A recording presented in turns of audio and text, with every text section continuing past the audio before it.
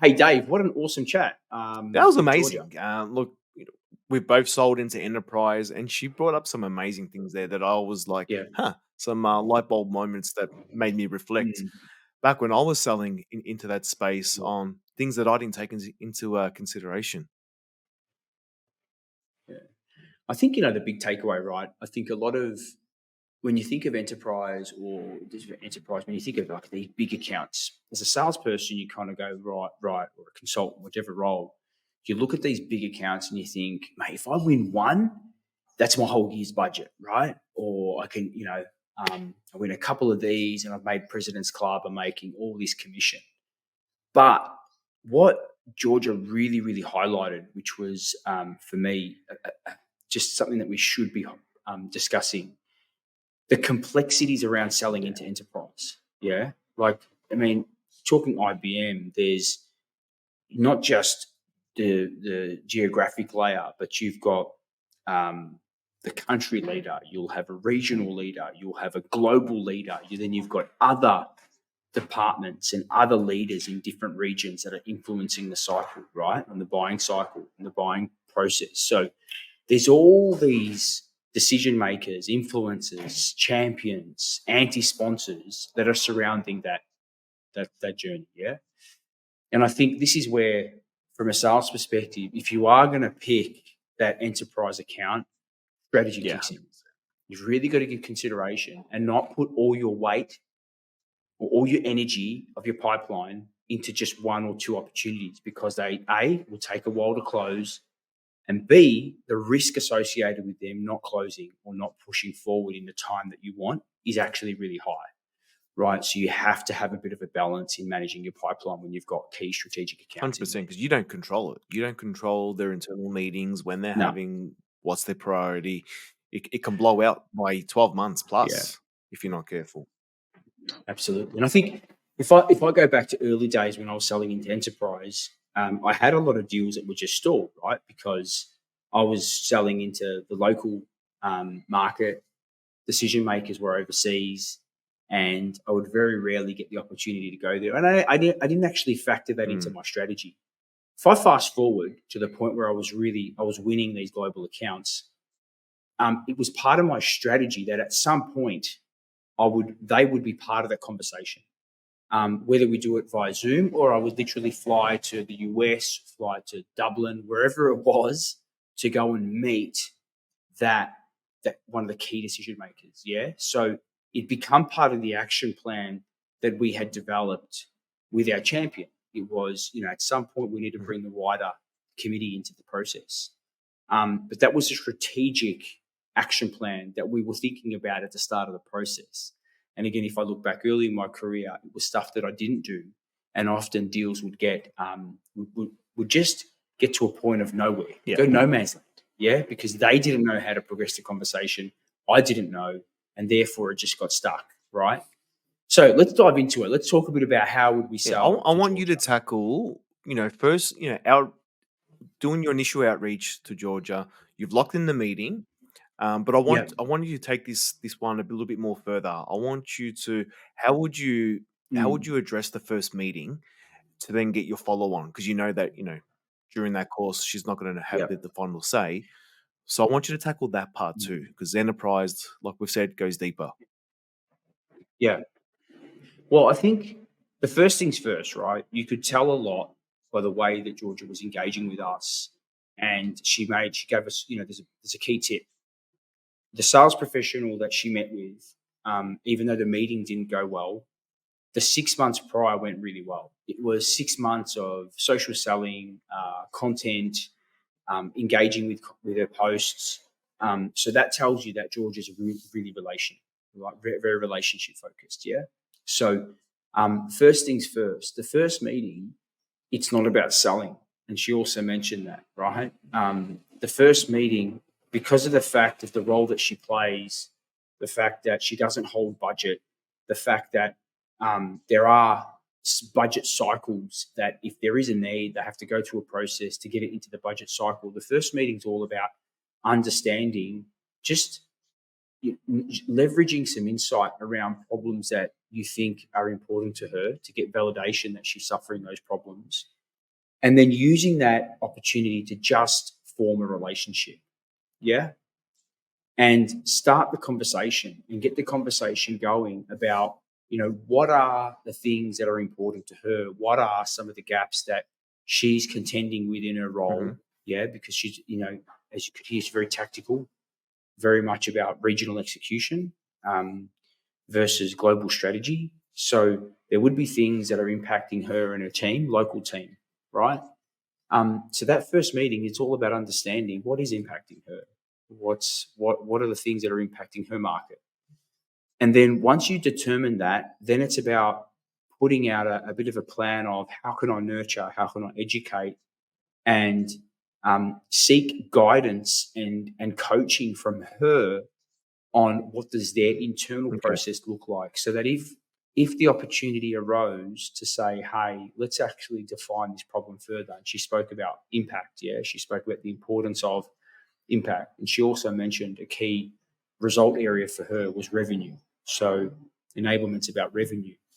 So if we were able to help her with some value creation on some insight we could share, or some content that we could provide her that would help her in her journey to increasing revenue in local market, that would go a long way for her to then start to sponsor us in, because that's the only way you would be able to sell into that organization through Georgia.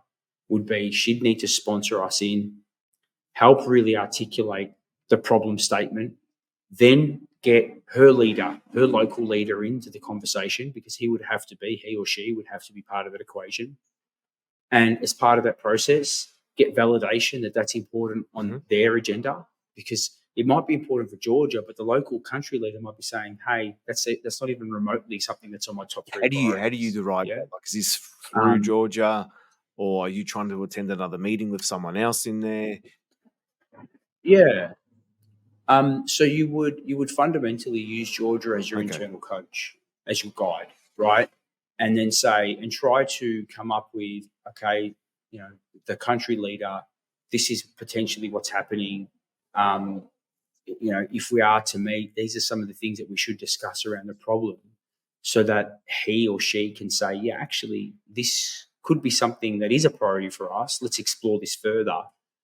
And then, once we get the country leader on board, it's about saying, okay, well, what does the process look like to seek approval in the business? As she said, if there is already an existing software in place that's doing, if you're selling software that's doing parts of, and they don't like overlap, actually trying to understand, and this is where it's okay to get a no right, actually trying to understand early in the process, is this an opportunity that is simply never going to progress, right? Is the CTO committee that she said assesses this stuff, are they so locked in, like say they're with Salesforce, right? But just say they're using Sales, they're using a particular CRM. Say they're so invested that unlocking any of that is just going to cause so much complications that potentially that's not going to happen, right? And I'm not saying you put your flag up and retreat, but as a salesperson, you've got to kind of also pick the opportunities that you can influence to a point of decision. Yeah, and it's okay to sometimes say, you know what, this is one that no matter what we do, there is going to be an internal blocker that potentially won't enable us to progress. Now, on the flip side, if the business case for change, if the problem is so significant that we think the CTO team will do an assessment and go, you know what, there's actual value in transforming from one tool to another, then great. But it's also about understanding what that would mean for them. The only way you can do that in an organization like IBM is with your internal champions. And there's going to be multiple ones. So Georgia, the country leader, possibly the regional leader, and then you'd have to migrate that conversation to somebody in HQ in the office that has a say on this. And as you can see, this is why those enterprise deals have so many people involved in that buying process, right? Because then you've got the CTO's office, then you've got finance, then you'll have legal, right? Then you'll have risk, yeah? Then you've got the internal people that this decision will impact that could possibly be a negative influence if they get wind that they're going to have to change the way that they do things. There's so many nuances here. Anyway, But in order to is there sell any to way to deal with Georgia, that? yeah, Like the negative detractors that you're going to come up against that you may not have in the meeting. Like, is it something that you've often had prepared for and say, hey, if this does come up, here's something for you, Georgia or X, to yeah. leverage. Well, that's the buyer enablement piece, Dave. So that's the buyer enablement about this is why, and she mentioned a term that's really important. You're an advisor, right? This is why you're not selling to her at this point. You're actually helping them consider things they might not have considered. So helping them consider the impact of putting this to the CTO board and them saying ABC. How would that impact this process? Get them to think about things they haven't considered because that's true value creation. Yeah. So an enterprise, there are a lot of things that they might not have considered. And if you've sold into the space before, you know what those barriers and those challenges are going to be. So help them define what they are first, because then you can talk about how do you problem solve, right? So, just to summarize, selling to Georgia is one that's coming from having a relationship, knowing that she's not the decision maker, but she's a key influence, understanding that just because, there are certain decisions that go right to the top, there could be some local things like, that, like she said, she actually accelerated a part of a program when she got wind of a bigger project. So that's why that relationship's fundamental and having that open dialogue, right? And then also going in with a value creation mindset first and knowing that this is not a short-term process. If you're looking for short-term wins in your pipeline, an account like IBM and Georgia is not your answer, right? It's going to take time. You're going to have to invest in it. And there is a good chance that the investment you make won't yield a return in the immediate. You know, a lot of insights in this episode. It's some major takeaways for me is obviously, enterprise, it's a long game. So while it's great to have it in your account, don't rely on it because, one thing that happens as well, a big risk during that whole process is that, Georgia could change job during that time because it's such a lengthy process. It could be a 2-year deal. But Louis, thanks again for another great insights and episode, and we'll see you all next week.